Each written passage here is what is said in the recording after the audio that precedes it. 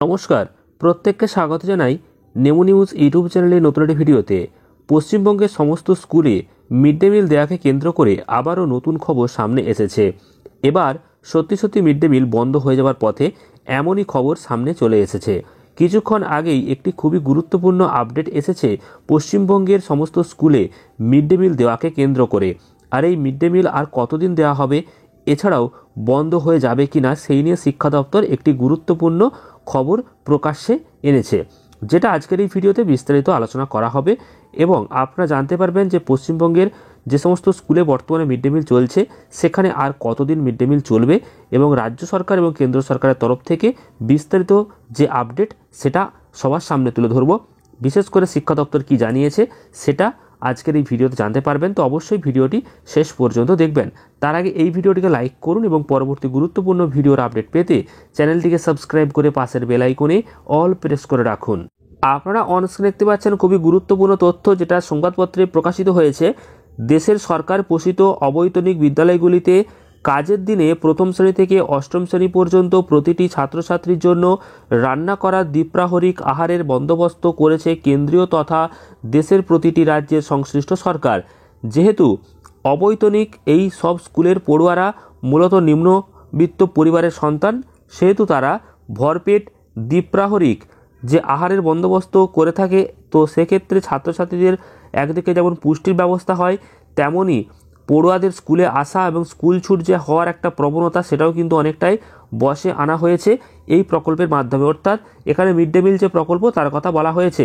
তো এই যে মিড ডে মিল প্রকল্প, এটা নিঃসন্দেহে কিন্তু একটি মানবিক একটা উদ্যোগ বলেও মনে করছেন। কিন্তু এখানে একটা প্রশ্ন সামনে চলে এসেছে যে বর্তমান অগ্নিমূল্যের বাজারে মিড ডে মিলের বরাদ্দ তলানিতে রাখলে কিভাবে এই পুষ্টিকর খাদ্য পরিবেশনের পদ্ধতিটির সফল রূপায়ণ সম্ভব। মিড ডে মিলের মাথাপিছু বরাদ্দ 6 টাকা 19 পয়সা কি দরিদ্র ছাত্রছাত্রীদের সঙ্গে প্রতারণা নয়?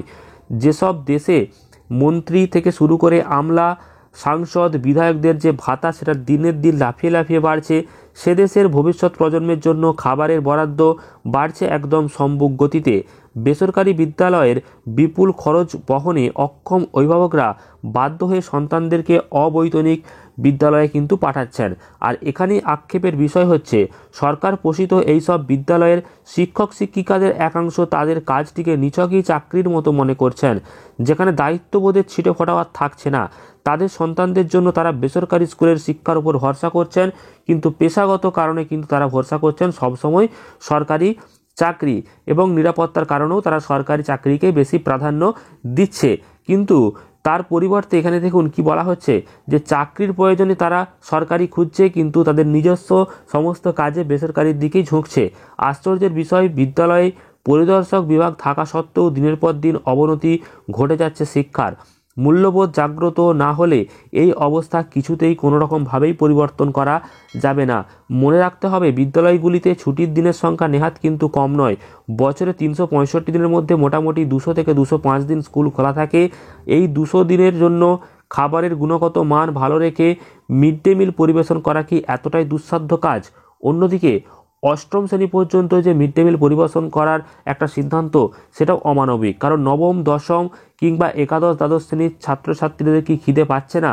তারা বিদ্যালয়ে একসাথে সমস্তটাই পড়াশোনা করছে, কিন্তু একদল খাবার খাচ্ছে আর একদল উপবাস করছে। তো এই দৃশ্যটা কি সুখকর? এটাও কিন্তু অনেকেই প্রশ্ন তুলেছে। তো মিড ডে মিলের যে নিশ্চিত সুযোগ অষ্টম শ্রেণী, তো তারপরই কিন্তু অনেক জায়গায় দেখা যাচ্ছে, বিশেষ করে গ্রামগঞ্জের স্কুলেতে, যে অষ্টম শ্রেণীর পরই কিন্তু অনেকেই স্কুল থেকে বেরিয়ে যাচ্ছে। অর্থাৎ স্কুল ছুটের পরিমাণ বাড়ছে অষ্টম শ্রেণীর পর থেকে, কারণ মিড ডে মিল অষ্টম শ্রেণী পর্যন্ত দেওয়া হয়, তারপর আর দেওয়া হচ্ছে না। আর বর্তমানে যে বাজার মূল্য, তার তুলনায় যে ছাত্রছাত্রীদের মাথাপিছু বরাদ্দ সেটা কিন্তু অনেকটাই কম। তার জন্য মিড ডে মিল যে পরিচালনা সেটা কিন্তু আস্তে আস্তে হয়তো চালানো যাবে না, এমনই একটি খবর সামনে এসেছে, সেটা আপনাদেরকে দেখিয়ে দেব। দেখুন, বলা হয়েছে গুরুত্বপূর্ণ আর্টিকেলে যে মিড ডে মিল কেন বন্ধ হবে। তো বর্তমান অগ্নিমূল্য বাজার দরের সাথে মিড ডে মিলের যে খাবার, সেই খাবারের দাম যদি তুলনা করা হয়, তাহলে কিন্তু ছাত্রছাত্রীদের যে পুষ্টিকর খাবার সেটা কোনোরকমভাবেই যে মাথাপিছু বরাদ্দ রয়েছে সেই টাকায় আসবে না। এছাড়া রাঁধুনিদের যে খরচ রয়েছে রান্না করার জন্য তাদেরকে টাকা দিতে হয়, এছাড়া রান্নার যাবতীয় খরচ সমস্ত কিছু হিসাব করলে সরকারের তরফ থেকে যে টাকাটা দেওয়া হচ্ছে সে টাকায় কিছুই হবে না। একটা ডিমের দাম কিন্তু বর্তমানে 7 থেকে 8 টাকা।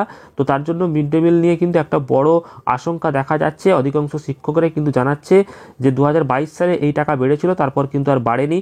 তো এইরকমভাবে চলতে থাকলে আস্তে আস্তে মিড ডে মিল হয়তো দেওয়া বন্ধ হয়ে যাবে, কারণ ছাত্রছাত্রীদের খাবারের পাতে পুষ্টিকর যে খাবার সেটাও কিন্তু তুলে দিতে পারবে না স্কুলের শিক্ষক শিক্ষিকারা। তো তার জন্য পুষ্টিকর খাবার যদি পেতে চায় ছাত্রছাত্রীরা, তাহলে প্রাথমিকে অন্তত 18 টাকা আর উচ্চ প্রাথমিকে 22 টাকা কিন্তু করার প্রয়োজন রয়েছে বলে জানানো হয়েছে। এমনই খবর সামনে এসেছে, যেটা কিছুক্ষণ আগেই প্রকাশিত হয়েছে, সেটা আপনাদের সামনে তুলে ধরলাম। তো পরবর্তী গুরুত্বপূর্ণ ভিডিওর আপডেট কিন্তু খুব শীঘ্রই আসছে।